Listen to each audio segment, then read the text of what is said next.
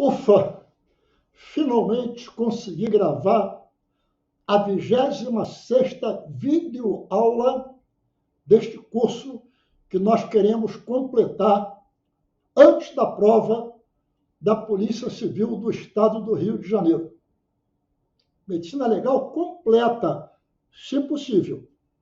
O tema de hoje é muito envolvente. Tanatologia forense. Extenso. Vamos dividir em várias partes. Então, hoje, começando, parte número 1, tanatologia forense. Sinais que os peritos, legistas e criminais devem observar ao examinar um cadáver. Ok? Bom, falando em tanatologia, é claro que tem que aparecer a figura de Thanatos, o deus da morte. Toda vez que numa prova de medicina legal você encontrar os radicais Thanatos e necro, é alguma coisa ligada à morte. Toda vez que você encontrar filo, filia, é afinidade. Quando você encontrar fobia, é aversão. Quando você encontrar logia, é estudo. Quando você encontrar escopia, é exame, é visão. E aí você vai ter a tanatoscopia, a tanatologia, a perinecroscopia, a necrofilia, a necrofobia, alterações do comportamento humano diante dessas situações que envolvem a morte. Aversão, afinidade, visão e exame. É isso que aparece na prova de concurso, ok? Vamos lá, então? Nós estamos vendo Thanatos, o deus da morte. Estamos vendo tanatologia forense. E para começar a estudar a tanatologia, os tipos de morte, nós temos que analisar os documentos relacionados com a morte, porque aparece isso nas provas. Vamos lá? Tipos de morte. Morte natural, morte violenta, morte suspeita. A que mais cai é a morte suspeita. Presta muita atenção nesse quadrinho aí, ó. A morte natural, ela é devida a causas internas, problemas internos do organismo do indivíduo. A morte violenta, ela é devida a causas externas, alguma coisa externa ao organismo agiu sobre ele. Cuidado agora.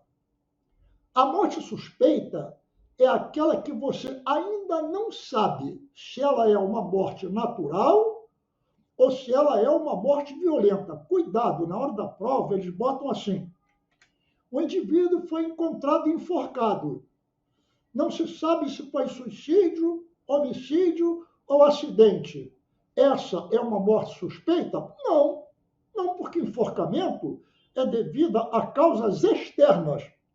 Logo, é uma morte violenta. Agora, a causa jurídica dessa morte violenta, suicídio, homicídio ou acidente, isso vai ser analisado pela delegacia de polícia, depois pelo Ministério Público, depois alegações da defesa e decisões judiciais. Mas o perito, ele não vai se atrapalhar, porque enforcamento é morte violenta. Um tiro na cabeça pode ser suicídio, homicídio ou acidente. É uma morte suspeita? Não. Não, porque tiro na cabeça é morte violenta, causas externas. Ora, professor, então quando é que a morte é suspeita? Quando aquele rapazinho chega em casa 2 horas da manhã, foi para uma festinha, ninguém sabe o que aconteceu na festinha, ele deita para dormir e de manhã está morto. E agora? Morreu de morte natural ou morreu por uma dose exagerada de drogas que teria ingerido, sabendo ou não sabendo? eu não sei se a morte foi natural, eu não sei se a morte foi devida a drogas, então seria uma morte violenta. Essa é uma morte suspeita. Percebeu? Morte suspeita é aquela que você não sabe se ela é natural, não sabe se ela é violenta. Não é aquela que você não sabe se é suicídio, homicídio ou acidente. Tá claro? Repete esse pedacinho do vídeo várias vezes, porque isso aí é uma questão de prova. Bom, então aí está. Na ocasião em que o cadáver é encontrado, ainda não se sabe se a causa foi interna ou se a causa foi externa. Se a morte é natural, se a morte é violenta. E aí, então, essa é realmente uma morte suspeita. Tá claro? Pronto? Vamos seguir. Morte natural. Ela pode ser uma morte assistida, ou seja, tem um médico assistente. Cuidado, o médico assistente ele não precisa estar lá na hora que a pessoa morreu. É necessário apenas que ele tenha acompanhado aquela pessoa durante a vida e teve uma notícia que a pessoa faleceu, então cabe a ele, médico assistente daquela pessoa, fornecer a declaração de óbito, desde que ele não veja algum sinal de morte violenta. Se ele entender que existe morte violenta no assunto, ele já não pode mais fornecer a declaração de óbito. Ele tem que fornecer a declaração de óbito se ele tiver certeza que a morte é uma morte natural e ele é o médico assistente dessa pessoa. Percebeu? Questão de prova é isso. Agora, veja bem, às vezes a morte é natural e a pessoa não tem médico assistente. Morreu no meio da rua. Não tem médico assistente. E aí o que acontece? Aí, cuidado agora, é questão de prova, hein? Em alguns municípios do Rio de Janeiro, a maioria não tem. Existe um serviço municipal chamado Serviço de Verificação de Óbitos. Ali não trabalham legistas, ali trabalham médicos, preferentemente patologistas, que recebem os casos de morte natural sem assistência médica. E recebem os casos de morte suspeita. Cabe a eles fazer o exame cadavérico daquele caso e fornecer a declaração de óbito se confirmar que a morte é uma morte natural. Serviço de verificação de óbito. Não tem perito legista ali. São médicos, preferentemente, patologistas. Se por acaso, no exame cadavérico feito no SVO, encontrarem um sinal de morte violenta, param o que estão fazendo, anotam tudo aquilo que encontraram, comunicam à delegacia e o delegado de polícia, então, com aquelas informações, vai fazer remover o cadáver para o Instituto Médico Legal, porque em caso de morte violenta, quem tem que fornecer a declaração de óbito é o perito legista. O médico assistente, mesmo que ele saiba tudo sobre aquela morte violenta, ele não pode legalmente fornecer a declaração de óbito. Mas, professor, ele estava no SVO, já tinha começado a autópsia, e agora que ele descobriu que foi um envenenamento, para tudo, anota tudo que ele encontrou, comunica à delegacia de polícia, e a delegacia de polícia que remove o cadáver para o Instituto Médico Legal, com aquelas informações que ele encontrou durante o seu exame no Serviço de Verificação de Óbito, ok? Mas se no município não tiver serviço de verificação de óbito, o que acontece? O delegado de polícia toma conhecimento e lá vai um cadáver de morte natural, sem assistência médica, para o Instituto Médico Legal. Sobrecarregar o trabalho dos peritos legistas, que devem trabalhar exclusivamente com as mortes violentas, de interesse policial, de interesse judicial. Tá claro? Deu para entender isso? Vamos voltar, então? O que é uma morte violenta? Pode ser um suicídio, aí vai para o IML. O delegado de polícia que encaminha o cadáver ao médico legal. É um acidente? É o delegado de polícia que encaminha o cadáver para o Instituto Médico Legal. É um crime? É o delegado de polícia que encaminha o cadáver para o médico legal. Agora, presta atenção. Lá no médico legal, os peritos legistas é que vão fornecer a declaração de óbito. Nas localidades onde não existe perito legista, aí o Código de Processo Penal descreve lá que onde não houver perito legista, duas pessoas do povo, preferentemente especializadas no assunto que está sendo investigado, que está sendo analisado, farão o exame pericial. São chamados peritos ad hoc. Para isso, tem que haver uma portaria do delegado de polícia designando o doutor João de Souza, a doutora Maria da Silva, para que esses dois peritos legistas ad hoc façam aquela autópsia, façam aquela necrópsia, onde não houver perito legista e a morte for uma morte violenta. Entenderam isso? Tranquilo? Muito bem. Vamos lá, então. Agora que nós vimos isso, estamos tranquilos, vamos passar mais adiante agora. Cuidado agora, hein? Vai complicar. Existe um termo que, quando aparece na prova, é uma desgraça. A maioria erra. Muita gente não sabe isso. Quando você ouvir a expressão morte súbita, por favor, morte súbita não é aquela que a pessoa morre de repente, não é aquela que a pessoa morre instantaneamente. Até pode ser, mas não é essa a definição de morte súbita. Olha lá, para ser morte súbita, você tem que ter 1, 2, 3 e 4, ou 5. A opção entre o 4 e o 5 é um ou outro. Porque, veja bem, a morte súbita ela não pode ser uma morte violenta. Ela tem que ser uma morte natural. Ah, mas o cara levou um tiro na cabeça, morreu instantaneamente. Levar tiro na cabeça não é morte natural, é morte violenta. Logo, você não pode usar a expressão morte súbita. Você pode usar a expressão morte instantânea, você pode usar a expressão morte fulminante, você pode examinar morte na hora, mas não pode usar a expressão morte súbita. A expressão morte súbita só pode ser aplicada para morte natural. Além dela ser natural, ela tem que ser uma morte inesperada. Porque se for uma pessoa que está doente, uma doença daquelas terminais, já está doente há 3, 4, 5, 6 meses, e de repente amanhece morto, não foi uma morte súbita, porque aquela morte estava sendo esperada a qualquer momento.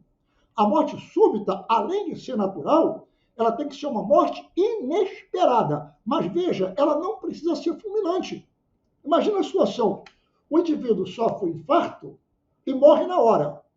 Morte fulminante, morte súbita. Mas às vezes ele tem um infarto e ele vai para o CTI. E ele fica 24, 36, 48, 72 horas e depois ele morre. Aquela morte foi inesperada, porque o infarto foi inesperado e o tempo de CTI, embora a gente soubesse que o quadro era grave, aquilo foi uma surpresa para todo mundo. Essa é uma morte súbita. Só que em vez de ser uma morte súbita fulminante, foi uma morte súbita agônica. Ou seja, a morte súbita ela pode demorar horas, ela pode demorar dias para acontecer. Mas o fato que levou à morte foi um fato inesperado. Agora você olha lá de novo o nosso quadrinho. Ó. Ela não pode ser violenta, ela tem que ser natural, embora natural tem que ser inesperada, e aí ela pode ser instantânea, fulminante, e ela pode ser agônica. Aí tem uma questão na prova. Eles colocam assim, existem docimazias Docimazias são testes, são exames que a gente faz para saber se o indivíduo demorou a morrer ou se ele morreu rapidamente. E aí você está vendo aí, ó, a docimazia do glicogênio hepático, a docimazia da adrenalina na glândula suprarrenal. E há uma porção de outras docimazias, mas as que mais aparecem na prova é a do glicogênio e da suprarrenal. Observa só. O glicogênio, que vai originar a glicose para alimentar o corpo todo, na hora que o indivíduo está passando por um período de agonia e não está se alimentando, ele vai gastando o glicogênio hepático. Agora, quando você encontra um cadáver e o glicogênio hepático está completo dentro do fígado, é porque a morte foi muito rápida. Não deu tempo dele ficar gastando o glicogênio hepático sem repor com a alimentação. Então, quando baixa o glicogênio hepático, morte agônica. Quando o glicogênio hepático está no nível normal, morte fulminante. Mesma coisa vai valer para a glândula suprarrenal, que produz a adrenalina. A adrenalina é o hormônio das emoções. Se você vai na suprarrenal e a suprarrenal está abarrotada de adrenalina, não gastou adrenalina, morreu rapidamente. Agora, quando vai na suprarrenal e a adrenalina está em níveis muito baixos, é porque aquela adrenalina foi consumida durante o período de agonia. Essa é a essência das docimazias. Aquele produto que está sendo examinado está cheio, está abarrotado. A morte foi rápida. Aquele produto que está sendo examinado está em níveis muito baixos, ou seja, ele foi consumido durante o período de agonia do indivíduo. Essas são as docimazias hepáticas, do glicogênio, ou suprarrenal da adrenalina, ou outra qualquer que aparecer. Quando você notar que o nível da substância está muito baixo, opa, morte agônica. Quando o nível da substância está muito alto, opa, morte fulminante. É assim que você pensa para matar a questãozinha da prova. Pronto? Vamos lá. Agora que nós vimos isso, vamos seguir. Quando o indivíduo está vivo, as células sofrem alterações. Quando o indivíduo morre, as células também sofrem alterações. Mas são alterações diferentes. Porque alterações microscópicas que servem apenas para indicar que houve morte, cuidado, hein? Alterações microscópicas ocorrem na vida e ocorrem na morte. Mas as que indicam que houve morte, elas só aparecem algumas horas após a morte. Quando você encontrar alterações celulares imediatamente após a morte, é porque essas alterações celulares foram feitas durante a vida. Então, muito cuidado agora com a informação que vem a seguir. Vamos lá? Diferentes formas de morte celular. Apoptose, apoptose, apoptose. Células normais, em um dado momento, sem inflamação, sem doença, elas evoluem, elas regridem e morrem. E deixam um espaço livre para que o organismo utilize aquela área livre para alguma finalidade futura.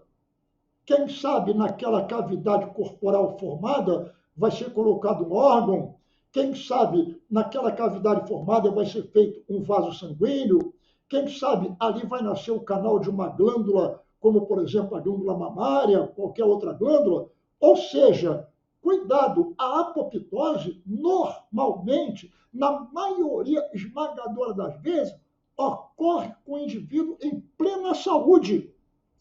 Principalmente, questão de prova, no período embrionário, porque no período embrionário o embriãozinho precisa de uma porção de espaço para colocar os seus órgãos que estão sendo fabricados, que estão sendo produzidos.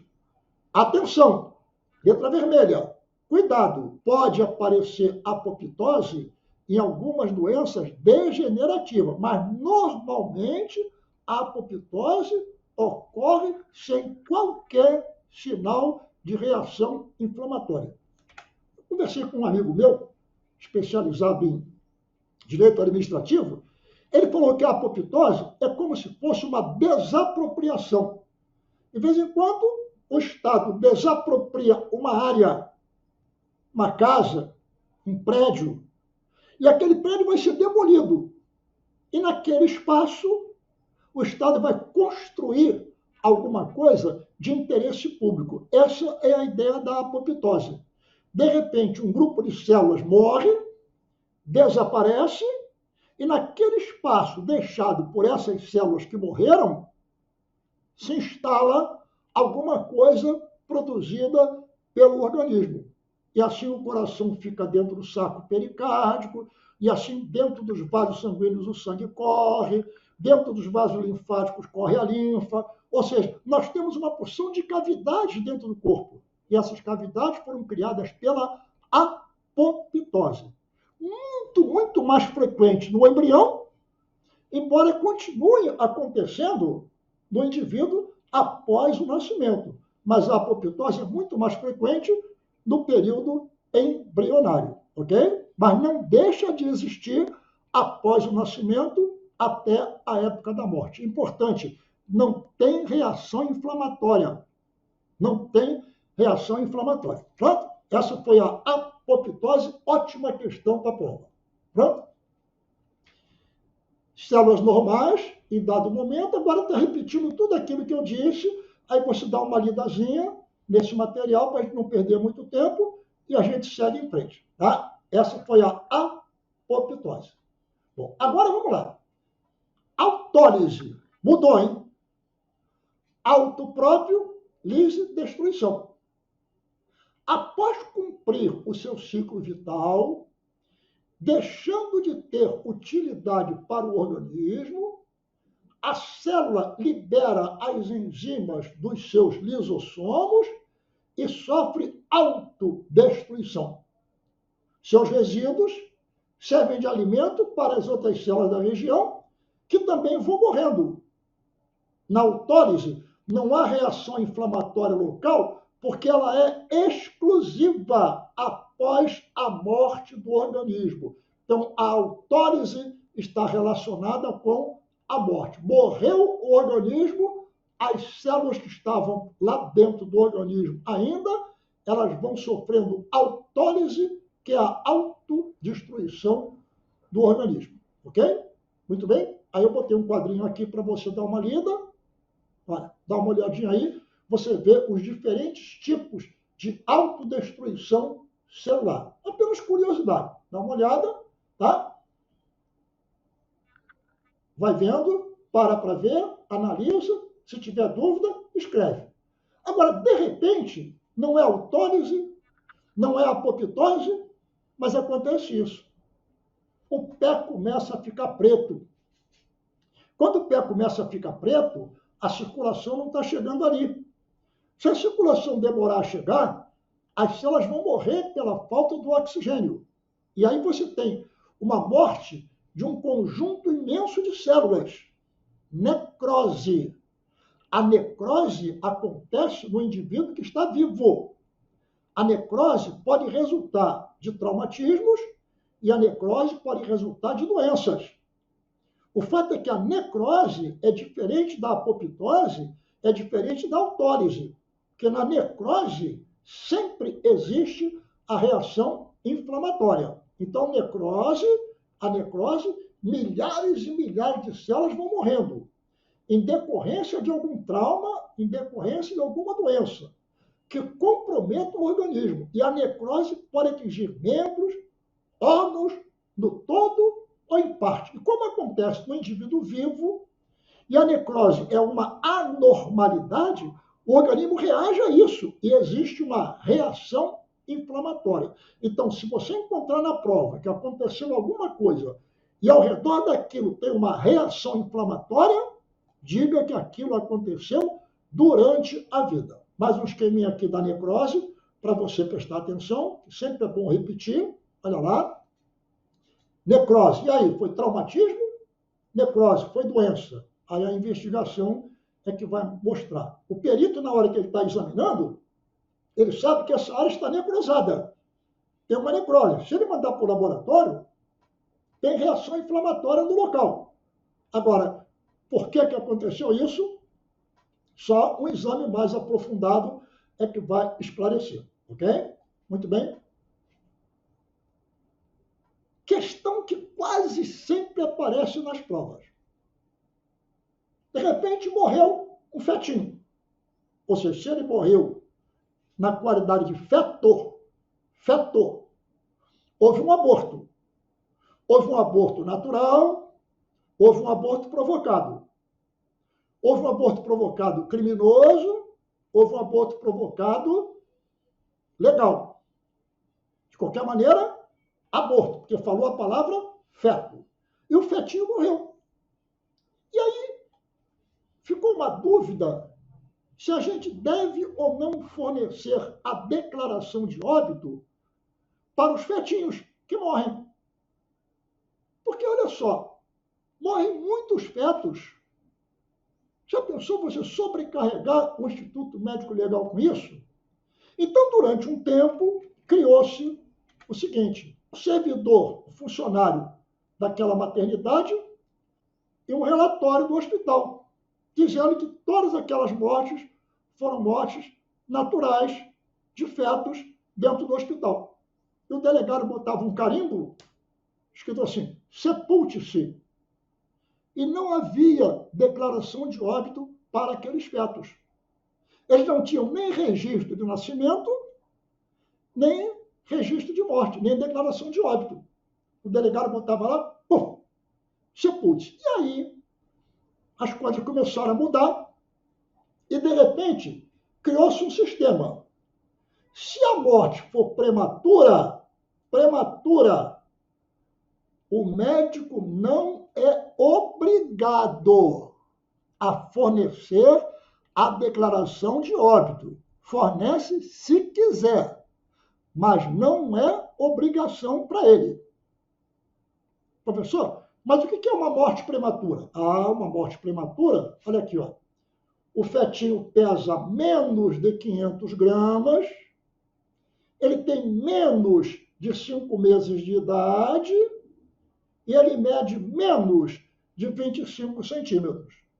Se você somar essas três coisas, você tem uma morte fetal prematura. E o médico não é obrigado a fornecer a declaração de óbito. Fornece se quiser.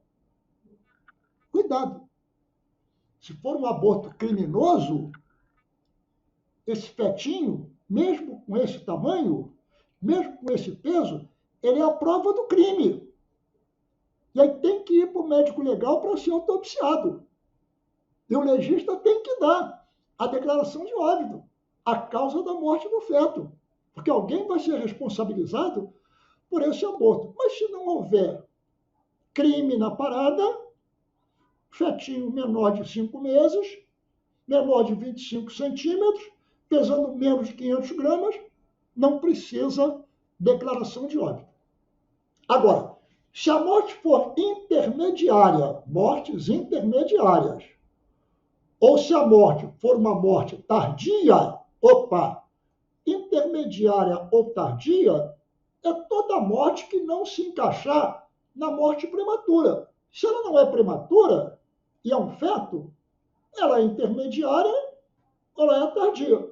E aí o médico é obrigado, tem que fornecer a declaração de óbito. Se for morte violenta, Instituto Médico Legal.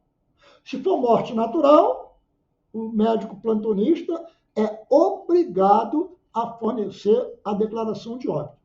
E se for em residência, o médico assistente daquele aborto, ele é obrigado a fornecer a declaração de óbito. Entendeu? Mas se for morte violenta, o delegado de polícia tem que ser comunicado e o cadáver do fetinho vai lá para o Instituto Médico Legal para ser examinado pelo perito legista. Tá claro? Cuidado, ó. Mortes intermediárias e mortes tardias, obrigatório a declaração de óbito. Ok? Pronto? Vamos lá, quase acabando. Tem um pouquinho mais de paciência. O Conselho Federal de Medicina, numa das suas decisões, bateu de frente com uma outra decisão mais tarde e chegou à conclusão que é obrigado a fornecer a declaração de óbito, mas apenas para as mortes intermediárias e as mortes tardias. Professor, mas e se for uma morte prematura e o médico assistente quiser fornecer a declaração de óbito, ele pode fazer isso, se ele quiser, mas ele não é obrigado.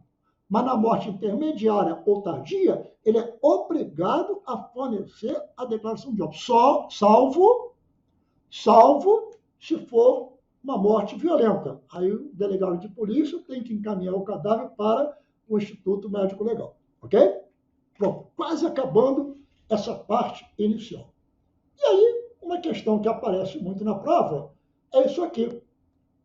Como é que a gente sabe se a morte é prematura ou se a morte é intermediária? Eu vejo pela medida do feto, pela idade do feto. Sim, mas como é que se faz isso? Aí há várias fórmulas. A fórmula que mais aparece na prova é a fórmula de Raaze. A fórmula de Raaze é muito importante, já apareceu em prova mais de uma vez. Até o 5º mês de vida intrauterina, a idade do feto é aproximadamente a raiz quadrada da estatura. Calma, não fica chateado. Você não vai ter que calcular a raiz quadrada. São quadrados perfeitos. Olha lá. Se o feto mede 4 centímetros, a raiz quadrada é 2. Então ele tem 2 meses. Se o feto mede 9 centímetros, a raiz quadrada é 3. Então ele tem 3 meses.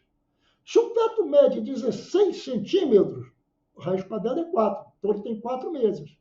Se o feto mede 25 centímetros, a raiz quadrada é 5. Então ele tem 5 meses. Daí em diante, não é mais a raiz quadrada. Daí em diante, a gente pega a estatura do feto e divide por 5,6. Mas na maioria das vezes, a questão que cai na prova é um feto com 4, com 9, com 16 ou com 25 centímetros, mandando você calcular a idade fetal. Isso é muito importante.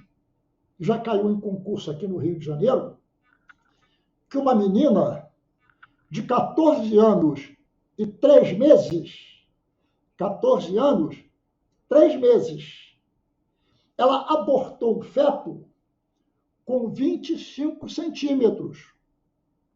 O aborto foi um aborto natural. O fetinho tinha 25 centímetros. Ela tinha 14 anos e 3 meses. Olha, se ela estava gerando um filho com 25 centímetros, ele já tinha 5 meses. Então, quando ele foi concebido, ela ainda não tinha 14 anos. Então, o pai dessa criança cometeu o crime de estupro de vulnerável, do artigo 217 do Código Penal. Olha lá, calculando o estupro de vulnerável pela idade do fetinho que a menina abortou. Abortou espontaneamente, não houve crime de aborto. Mas era um fetinho com 25 centímetros, 5 meses de idade. Ela tinha 14 anos e 3 meses, então quando ele foi concebido, ela ainda não tinha 14 anos. Estupro de vulnerável para o pai. Questão muito interessante que pode se repetir nas provas aqui no Rio de Janeiro. Ok? Vamos lá? Dito isso, Vamos botar um exemplinho aqui para você, ó. Olha lá. Um fetinho que você vê com 20 centímetros de estatura. Se ele tem 20 centímetros de estatura, a raiz quadrada de 16, 4. De 25, 5. Como ele tem 20, está entre 16 e 25. Então ele tem mais de 4 meses e menos de 5 meses de idade. É assim que você mata a questão na prova. Ok? Muito bem. Cuidado agora, hein?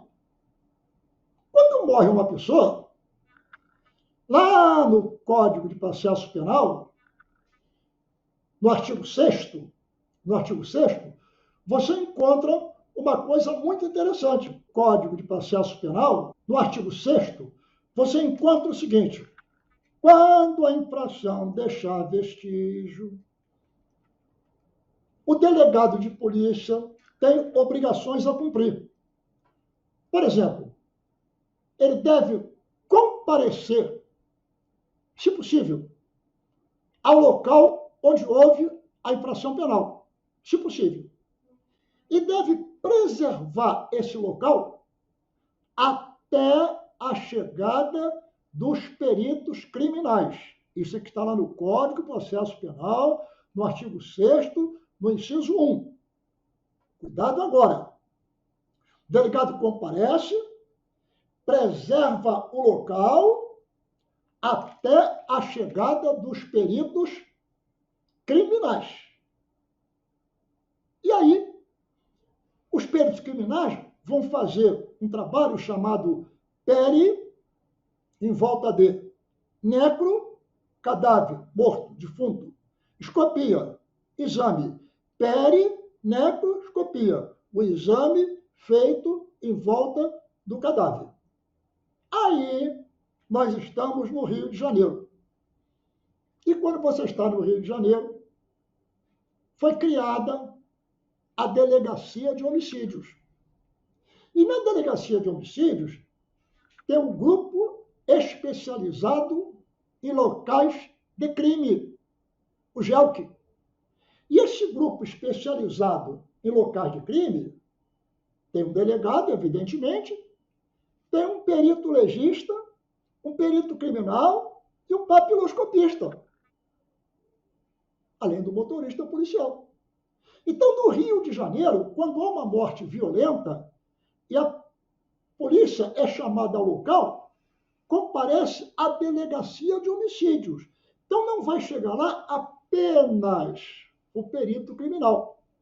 Chegará também um perito legista. Chegará também um papiloscopista, cumprindo as determinações que foram feitas para a criação da Delegacia de Homicídios. Onde não houver Delegacia de Homicídios, o Brasil é imenso, né? Aí então cumpra-se o que está escrito no artigo 6º, inciso 1, do Código de Processo Penal. Aguarda a chegada dos peritos criminais. Mas aqui no Rio de Janeiro, criminais, legistas, papiloscopista, um grupo especializado em locais de crime. Morte violenta, evidentemente. Perinecroscopia. E aí, doutor, esse exame que você está vendo aí, olha lá, está lá o corpo estendido no chão. E aí você tem pegadas, aí você tem impressões digitais, aí você tem manchas de sangue, você tem uma porção de vestígios, material palpável, corpo de delito, pode ser medido. Esses vestígios, eles vão instruir o procedimento para que o delegado, a partir desses vestígios e das declarações que ele for obter, ele vai tirar conclusões, indícios. Olha só, o indício é psicológico, o vestígio é material, é objetivo. Vestígio é o trabalho dos peritos legistas e criminais, embora alguns avancem e queiram também fazer conclusões indiciárias. Aí a tal história, o indivíduo começa a pular a cerca. O legista não deve analisar o dolo da lesão, mas de vez em quando alguns legistas se arriscam a identificar o dolo da lesão. Sem os elementos vão ser colhidos no inquérito e, às vezes, no processo, você não tem como avaliar exatamente qual foi o dolo. Quando você fala, você está arriscando. Ele tem que descrever a lesão. Tem que analisar os vestígios, material, mensurável, objetivo. Quem vai indiciar é a delegacia, é o delegado de polícia.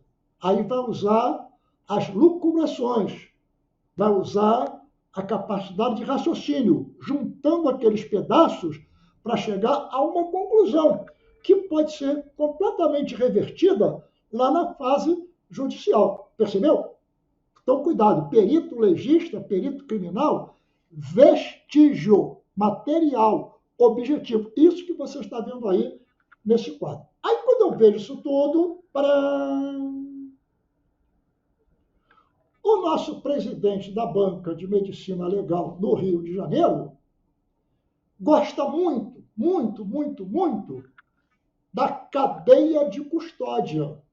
Então, por favor, amigo, se você tiver um tempinho, pega o seu Código de Processo Penal, abre lá no artigo 158, aí leia com o maior carinho possível o 158A, B, C, D, E e F. Inventa um método mnemônico, grave essa sequência.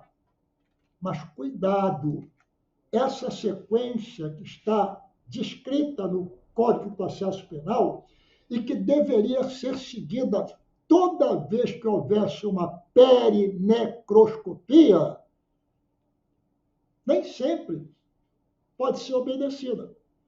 Você imagina um conflito com várias mortes numa comunidade dessas que a gente conhece, onde tem policiais baleados, suspeitos feridos, suspeitos mortos, armas caídas no chão. Como é que você vai deixar aquilo tudo onde está até a chegada dos peritos criminais ou da delegacia de homicídio? Não tem como. Está chovendo. A chuva vai arrastar uma série de vestígios, vai tirar do lugar. As manchas de sangue vão desaparecer. Como é que você vai esperar a chegada da delegacia de homicídios? Então, muitas e muitas vezes, esses vestígios são recolhidos antecipadamente antes da chegada dos peritos criminais e legistas da delegacia de homicídio. Aí, quem fez a alteração tem que descrever. Se possível, fotografar e descrever por que ele fez, por que ele alterou aquele estado de coisa. Senão ele vai ser responsabilizado. Então, muita atenção nisso, porque esta sequência que você está vendo aí, às vezes ela é alterada. Muito importante isso. Porque eu vou chegar lá e quero fazer a cronotanatognose. Eu quero ver há quanto tempo a morte aconteceu. Eu quero saber a temperatura do cadáver. Eu quero saber se ele estava trajado ou estava despido. Eu quero saber se há vestígios macroscópicos de algum tipo de lesão.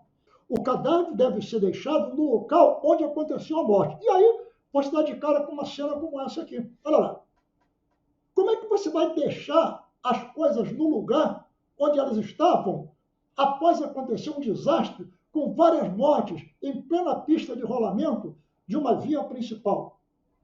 E aí você não sabe ainda se o indivíduo está morto, se ele está vivo, se você tira do lugar, se você não tira, se aquele carro que está virado deve ser retornar à sua posição normal para você poder remover a pessoa que está lá dentro, ou remover o cadáver que está lá dentro. Como é que eu vou explicar que eu devo manter as coisas inalteradas até a chegada da delegacia de homicídio? Entendeu? É isso aí que às vezes as pessoas não entendem quando trabalham com a polícia, com a medicina legal, com a perinecroscopia. Mas na hora da prova, decore aquela sequência como você decora o jogador de um time de futebol. Tá claro? Não esqueça, arranje um método mnemônico. Grave aquela sequência do artigo 158. A, B, C, D, E e F. Grave isso, sempre lembrando que as coisas podem ser diferentes na hora do vamos ver, na hora da verdade. Ok? Muito bem. O que é que nós temos agora? Agora eu vou colher material que eu encontrei no local. Mancha de sangue, mancha de esperma, mancha de saliva, grupo sanguíneo, uma porção de materiais, inclusive DNA para identificação. Cuidado! DNA genômico do pai e da mãe. DNA mitocondrial, exclusivamente materno. Aí eu pego lá uma mancha de sangue e sei que na mancha de sangue você tem uma parte líquida, que é o plasma, e uma parte sólida, que são os elementos figurados.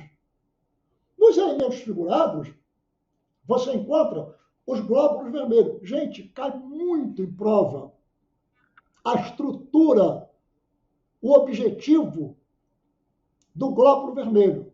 Gente, olha o glóbulo vermelho. Aqui dentro do glóbulo vermelho, aqui dentro de cada glóbulo vermelho desse, só tem hemoglobina. Gente, dentro do glóbulo vermelho só tem hemoglobina. Tinha núcleo quando ele era jovem. Tinha mitocôndria quando ele era jovem. Tinha aparelho de Golgi quando ele era jovem. Tinha uma porção de organelas quando ele era jovem. Na hora que ele se converteu em adulto, tudo isso foi eliminado e deixou espaço apenas para a hemoglobina, porque a hemoglobina é que vai transportar o oxigênio que nos mantém vivos. Então, a finalidade da hemoglobina é transportar oxigênio para as células, para manter as células vivas. Muita atenção nisso, porque muitas pessoas não sabem. Aí pegam uma mancha de sangue e vão examinar o glóbulo vermelho procurando DNA. Não tem. Não tem por quê. Tinha quando ele era jovem. Mas ele, quando é jovem, ele fica lá na medula óssea. O organismo só bota ele para circulação quando ele se torna adulto, salvo emergências especiais. Doenças gravíssimas, o organismo está morrendo, aí em desespero, ele manda glóbulos vermelhos jovens para circulação. Mas isso em situações excepcionais. Levou um tiro, facada, ferida, sangrou, ali tem glóbulo vermelho adulto. Ali não tem glóbulo vermelho jovem. Então não vá pesquisar DNA, nem mitocondrial, nem cromossomial, na mancha de sangue nos glóbulos vermelhos.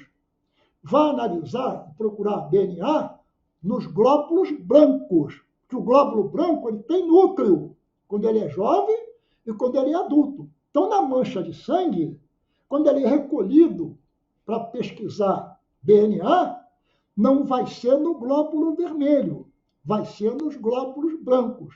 Que o glóbulo branco, jovem ou adulto, ele tem DNA mitocondrial, exclusivamente materno, e genômico, materno e paterno. Mas no glóbulo vermelho adulto não tem. Questão de prova, não tem.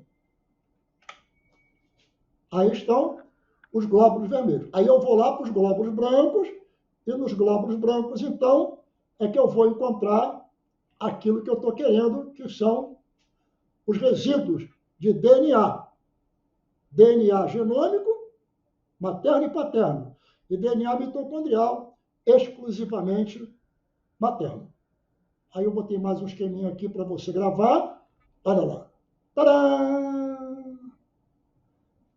Luminol.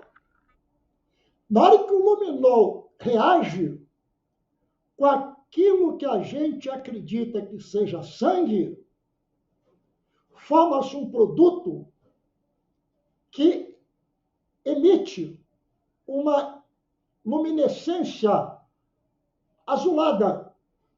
E essa luminescência azulada é tão maior quanto maior for a quantidade daquele produto que está reagindo com o luminol. Tadã!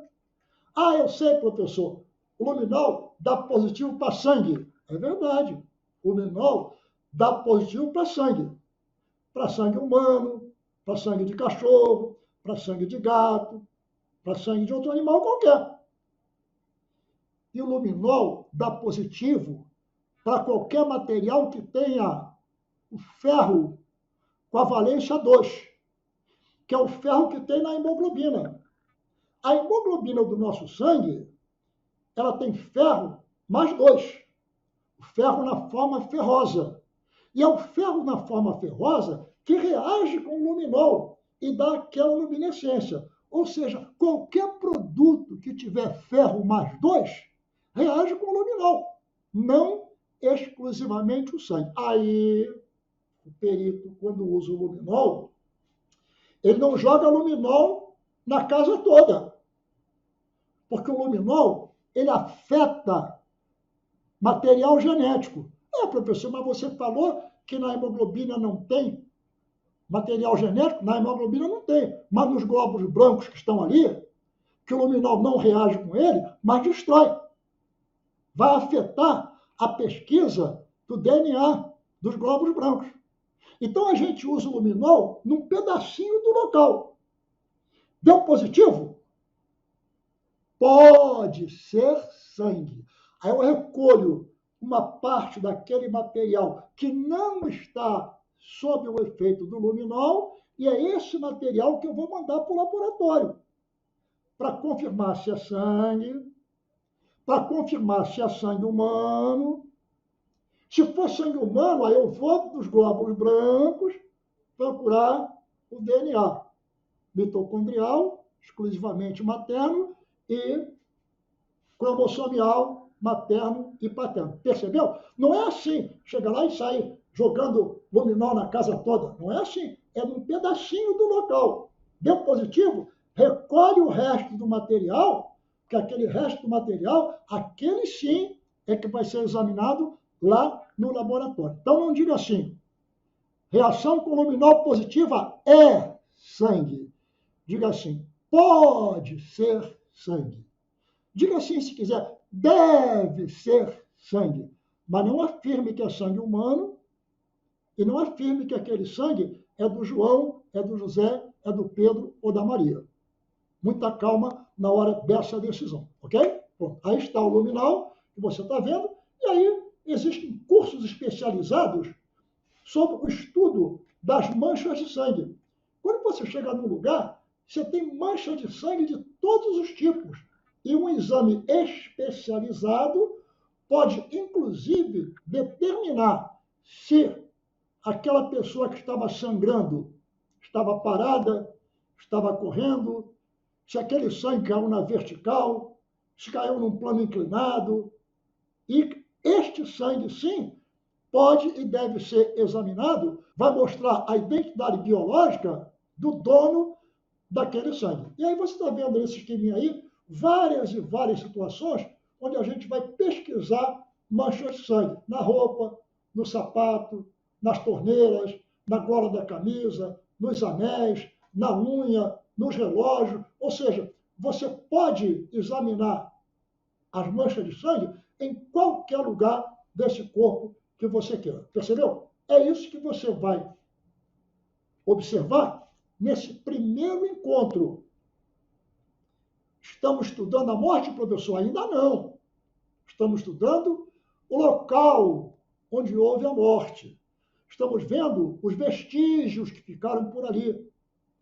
Nunca esquecendo que esses vestígios materiais, objetivos, eles às vezes são vestígios verdadeiros, idôneos. Às vezes não são. São inidôneos. Cuidado agora. Às vezes o policial não tem muita formação especializada na academia de polícia, ele entra no local onde houve um crime e tem mancha de sangue no chão e ele não protege o sapato. Aí ele pisa num lugar que tem sangue e depois pisa em outro lugar que não tinha sangue, passou a ter. Ele pisa no lugar que tinha vidro e leva o vidro para um lugar que não tinha vidro, e agora tem. Mas ele não está fazendo isso por mal. Ele está fazendo isso porque ele não tem uma preparação técnica para fazer um exame de local onde houve uma morte violenta. E aí, esse vestígio é inidôneo, mas ele é ilusório. Ilusório, aquilo é uma ilusão. Aquele vestígio não é um vestígio verdadeiro, ele é falso, mas não houve dolo do agente de falsificar o local. Então, é um vestígio inidôneo, ilusório. Agora, tem aquele camarada que entra no local e dolosamente ele altera os vestígios. Ele tira um projétil que não estava no lugar e bota outro. Ele tira um estojo de arma de fogo do lugar e coloca outro. Ele tira uma arma do lugar e coloca ou não coloca outra. Agora, é um vestígio inidôneo, mas é forjado. Agora é criminoso esse ato. É isso que a gente vai ver na sequência dessas horas. Até lá, ó, por favor, tenha paciência. A minha ideia é publicar todo esse material. Mas eu preciso também do retorno de vocês. Críticas. Façam considerações, porque alguma coisa que eu estou falando pode não ser bem entendido. Aí você escreve lá, Blanco, olha, eu aprendi assim, estou vendo assado, e eu, dentro do possível, vou respondendo. Se Deus quiser, na próxima semana, eu já entro na continuidade da tanatologia forense número 2. Talvez tenha 3, talvez tenha 4. Tanatologia sempre é questão de prova de medicina legal. Ok? Grande abraço e até lá.